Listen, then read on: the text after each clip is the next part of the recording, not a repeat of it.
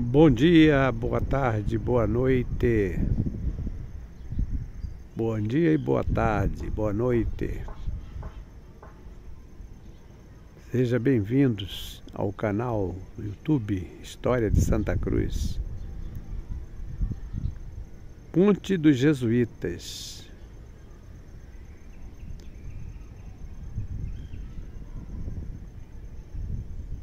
Um conjunto das duas colunas de granito e o brasão com a inscrição latina, o dístico latino. Dístico são dois versos hexâmetros latino. Na parte central do brasão, na parte superior central do brasão, tem um tipo de pedra diferente, um pouco diferente da composição total. Aliás, é um brasão que já foi modificado. Observando bem de perto, dá para verificar que tem pelo menos quatro ou cinco tipos de rocha diferentes. Por exemplo, lá em cima, aquela partezinha de cima, que seria, digamos assim, o capitel do brasão, é de um granito bem recente. E aí ficou até uma composição um pouquinho fora da harmonia. Aí descendo um pouquinho, esse mesmo brasão tem um tipo de granito um pouquinho mais claro, mas, quer dizer, voltado um pouco para o cinza. E já embaixo, que parece ser a composição original, é um granito um pouco mais amarelado. Sendo que nesta voluta, que essa voluta aqui da nossa direita, que a gente está vendo da direita, ela já passou, na parte superior da voluta, ela já passou também por uma restauração, já tem outro tipo de granito. Fora a lápide, a pedra que tem, aquela pedra mais clara, que tem ali no meio, que não é granito, aquilo ali já é um tipo de rocha diferente. Olhando de perto, passando até a mão, dá a impressão de parecer um pouco com pedra sabão. Pedra sabão. Deixa eu chegar bem pertinho para mostrar para vocês. Então, essa parte de branca aqui, ó, essa parte branca. Em 1985, quando o escultor Gianelli esteve aqui, foi o Gianelli era uma empresa de restauração, fazia escultura. Então, na época, quem estava à frente desse projeto foi o arquiteto, o engenheiro Sérgio Tabet, que trabalhava na prefeitura. E então o Sérgio Tabet tinha um contato com o Gianelli já fazia obras para a prefeitura, e eles estiveram aqui. E segundo esse Gianelli, esta pedra aqui, ele falou que poderia ser butzil. Andei procurando para saber o que era butzil, não consegui encontrar.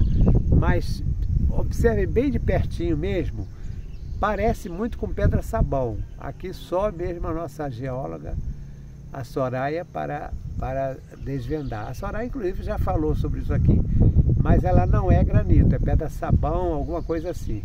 E nós temos ali, tem aquela sigla, né, IHS, que eu já expliquei, Jesus dos Homens Salvador, que o povo dizia jesuíta, homem sabido. Tem a cruz lá em cima. Ela está bem corroída pelo tempo. O número 1 do 1752 já não existe mais.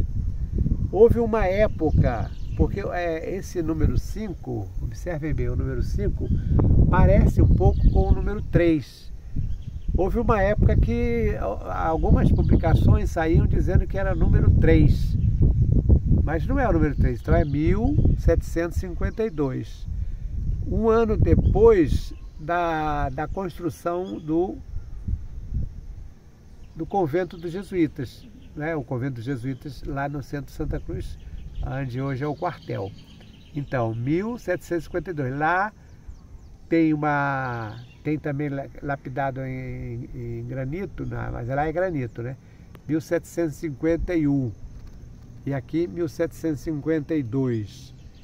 Aí fica aquela dúvida, né? Então nós sabemos que os jesuítas se estabeleceram em Santa Cruz, chegaram em Santa Cruz em 1589, 1752, são mais de 130 anos de um período que ainda não tinha construído a ponte. Não só a ponte, porque a ponte ela é um componente importantíssimo, mas de um complexo muito mais grandioso que envolvia canais, rios, valas, uma série de taipas que eram uma espécie de muralhas, né, para a contenção das margens dos rios. Essas valas, elas escoavam a água e havia todo o processo de drenagem e também de irrigação. Elas tanto serviam para fazer o dessecamento, a drenagem, como serviam também como irrigação, processo de irrigação. Então vocês observem que é realmente uma ponte, um brasão com muitos elementos artísticos que merecem ser observados bem de perto. O granito que eu falei lá atrás, que foi restaurado, é essa ponta aqui do lado direito, do nosso lado direito aqui. Essa ponta vocês observam que é um tipo de granito já mais claro. Esse tipo de granito, onde tem a legenda, onde tem um dístico, já é mais amarelado. Observem, essa parte toda é mais amarelada. Quando chega na parte superior, já é um tipo de granito um pouco mais cinza, mais escuro, um pouquinho mais escuro. Olha, essa é a parte de cima. E lá no alto, essa composição que vamos chamar essa parte superior aqui, né? Vamos chamar de cabeçote, ou, olha, observem. Eu até já falei sobre isso. A professora Soraya, que é realmente uma estudiosa da geologia, esteve explicando, porque eu sempre falava, quando eu trazia as pessoas para visitarem aqui, falava de forma errada, depois que a Soraya explicou, que essa composição, eu estou chamando de capitel, né? Porque está lá em cima da cabeça, capitel, cabeça, né? Então eu falava naquela época, conforme eu disse, de forma errada, que isso aqui era uma espécie de vieira, aquelas conchas, então seria um símbolo da vieira. Mas a Soraya se aprofundou muito nas pesquisas e ela chegou a uma outra interpretação com quem eu concordo plenamente. A Soraya disse o seguinte, que não seria uma vieira, isso aqui seria aquele símbolo, aquele símbolo dos jesuítas, que os jesuítas têm como um símbolo um sol irradiando, dando a simbologia, o significado de que eles estariam se espalhando pelo mundo. Então, esse outro significado que eu concordo plenamente com ela. Então, aquele símbolo aí não é uma vieira, e sim aquele símbolo dos jesuítas, metade do símbolo, né? Então, mas eu estou focalizando para mostrar para vocês o seguinte, que esse granito lá de cima, ele não é o mesmo granito daqui de baixo. Aqui é bem diferente, ó. Lá em cima já é um granito mais claro. E foi uma composição feita pelo Gianelli. O Gianelli, o escultor, a firma dele, então fez essa composição que colocou em 1975. Então eu estou falando aqui da restauração de 1985. Essa pedra de cima eu não sei se seria fruto de restauração ou de composição da peça em outro momento. Mas eu fico aqui, às vezes, sentado observando como é interessante este brasão. porque tem esta legenda em latim, que eu já expliquei também, né? Flecti genu, quer dizer, fazer a genuflexão para ajoelhar. Aqui tem, diante do nome, esse grande nome, subnomine, tanto subnomine, aí ajoelha-te, né? Flecti, ajoelha-te, viator, viator. Alguns escreveram viator, então viator, viajante. Então, ajoelha-te diante deste nome, viajante. Aí aqui embaixo a continuação. Ic etiam reflua flectitus amnis aqua. Então é um dístico em latim. O dístico, como eu já expliquei, são dois versos hexâmetros.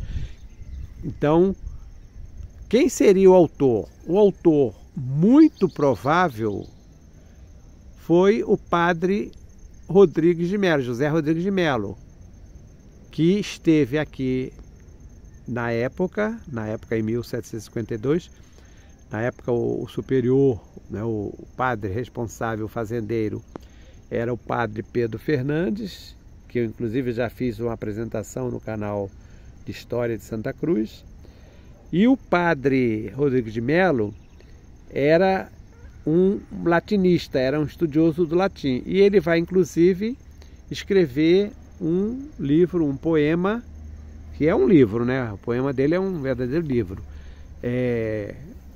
que foi escrito em 1790 em Roma. Então os jesuítas já tinham sido expulsos há bastante tempo, ele estava em Roma, e escreveu este livro que fala da criação, o título é da criação dos bois no Brasil, porque Santa Cruz era uma fazenda de criação de gado.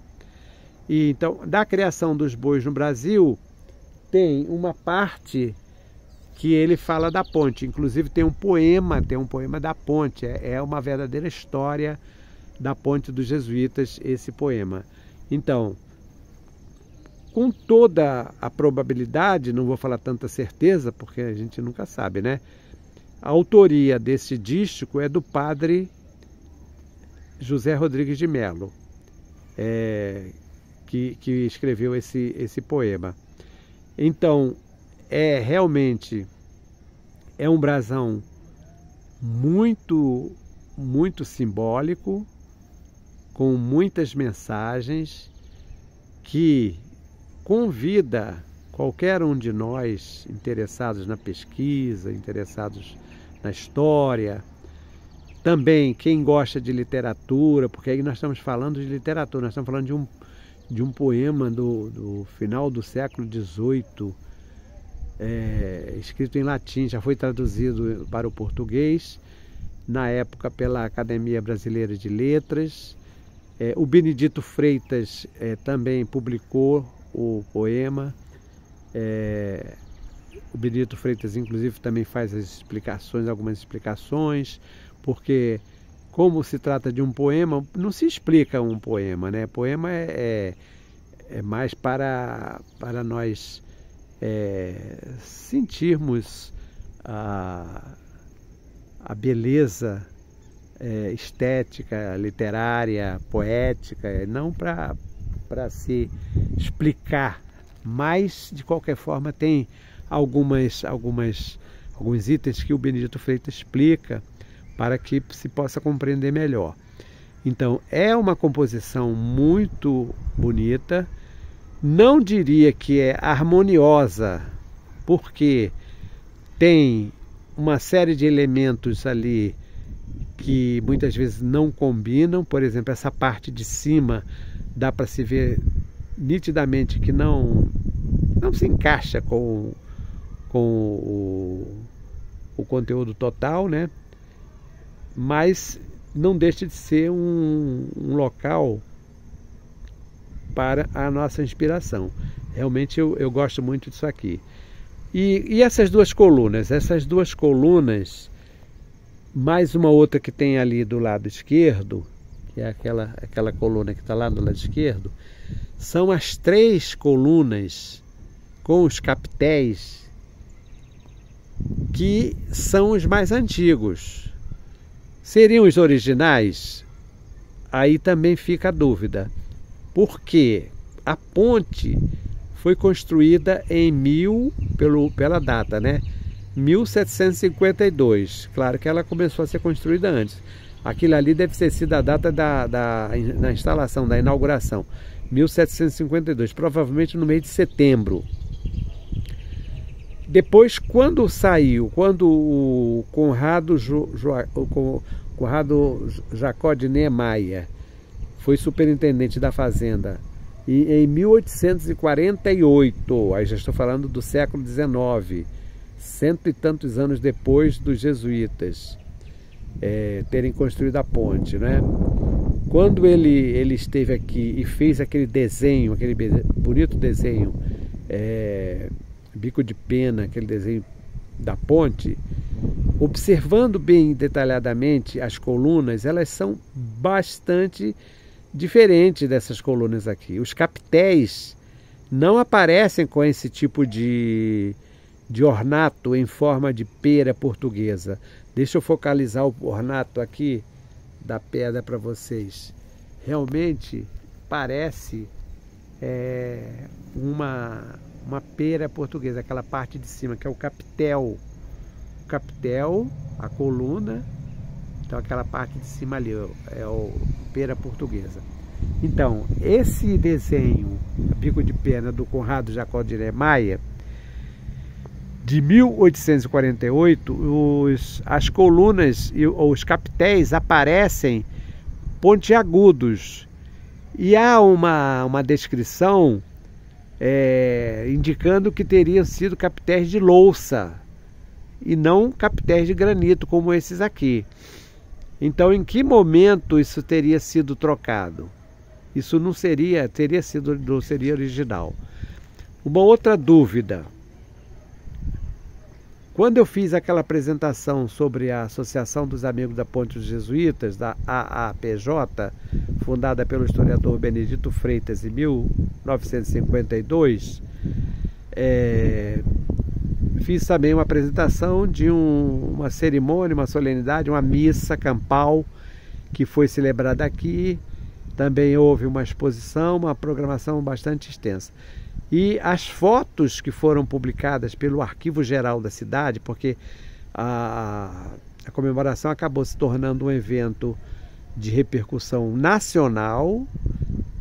Nós estávamos falando aqui do Distrito Federal, algumas autoridades estiveram aqui e a prefeitura naturalmente se interessou, mandou um fotógrafo e fez várias fotografias. Observando as fotografias de 1952, as colunas não são de granito. As colunas que aparecem nas fotos são colunas de alvenaria, colunas de tijolos e cimento e concreto. Então não são colunas de granito. Então também uma outra questão simbólica, né? Será que essas colunas no início eram de granito desde o início? Fica aqui uma pergunta para a professora Soraya. Eu tenho falado sempre da professora Soraya porque não tenho a menor dúvida em repetir mais uma vez que é o trabalho que ela publicou, um ensaio com mais de 50 páginas, foi publicada numa revista acadêmica lá de São Paulo, acho que é do Museu Paulista. Então a professora Soraya, geóloga, ela é professora, diretora, coordenadora do Departamento de Geologia da Universidade Federal Rural do Rio de Janeiro, escreveu tudo e muito mais sobre a Ponte dos Jesuítas. Então, quando ela analisa a composição das rochas, aí já como cientista, como especialista, como pessoa que conhece mesmo, ela chegou à conclusão de que esse granito veio daqui de perto, aqui, de uma pedreira que tem ali no finalzinho da Avenida Brasil, já começando a Rio Santos. Então a Soraya foi lá, fez pesquisa, depois já fez várias visitas técnicas, inclusive uma delas trouxe os alunos. Então a professora Soraya chegou à conclusão, pelos estudos, que esse granito, essas pedras, vieram dali dessa pedreira. Mas, como eu disse, não é o mesmo tipo de granito. Cada uma parte tem um granito diferente. Essa peça assim de cima, eu tenho certeza que foi em 1985, porque afinal de contas eu acompanhei de perto a restauração. Inclusive eu que mandei uma correspondência para o IPHAN, o Instituto do Patrimônio Histórico, falando da situação da ponte. E aí eles mandaram aqui um arquiteto chamado Sabino Barroso. Começamos a envolver o projeto, houve a participação da prefeitura, que aí o Sérgio Tabet, a partir do momento que ele tomou conhecimento, ele se interessou e veio a Santa Cruz, conversou comigo, e aí a partir daí é que a prefeitura resolveu patrocinar a restauração da ponte. Tanto que aí eu fiquei acompanhando com o Sérgio Tabet, com o Gianelli e com a equipe, né? E tanto que no dia da inauguração, para minha surpresa e agrado geral da nação, na hora que o prefeito Marcelo Alencar era o prefeito na época que resolveu aceitar mandar patrocinar. Na hora que o Marcelo Alencar vai fazer a inauguração, para puxar a faixa da placa, que depois inclusive foi retirada daqui, foi lapidada, foi roubada, o Marcelo Alencar me convida para estar junto com ele. Então as fotos antigas mostram eu de um lado e o Marcelo Alencar de outro, puxando a faixa. Claro que aqui havia muita gente importante que poderia ter se chamado. Por exemplo, Dr. Antônio Nicolau Jorge era o coordenador geral do NOP, deputado William Brilhante de Albuquerque, deputado estadual, vereador Oswaldo Luiz, o próprio Sérgio Tabet, padre Pedro da Companhia de Jesus, comandante do 1º Batalhão de Engenharia de Combate, coronel Carlos Patrício Freitas Pereira, historiador Benedito Freitas, comendador Gastão Abbott, diversos secretários, diversas autoridades. E o prefeito Marcelo Alencar vai chamar quem? Professor Simvaldo, para puxar a faixa. É claro que isso aí, nem preciso dizer que isso aí provocou uma ciumeira total, né? Mas vai chamar o professor Simvaldo? Por que não chama uma pessoa mais representativa? O fato é que está aí na história. Eu realmente acompanhei essa restauração, venho acompanhando todas as restaurações. Essa última agora, que foi feita no governo do prefeito Eduardo Paes, também estive acompanhando com a engenheira urbanista Vera Dias, que conhece o nosso trabalho aqui, e também no dia da inauguração estive participando, só que aí tinha outras pessoas também. Mas é isso aí. Essa composição realmente é uma composição inspiradora, da Ponte dos Jesuítas, 1752, Flecti geno tanto sub nomine flecti viator, ic etiam reflua flectituis amenis aqua. Canal da História de Santa Cruz, nesta quinta-feira, 29 de maio de 2025. Já mandando um abraço a todos e desejando um final feliz de semana. Até uma próxima oportunidade.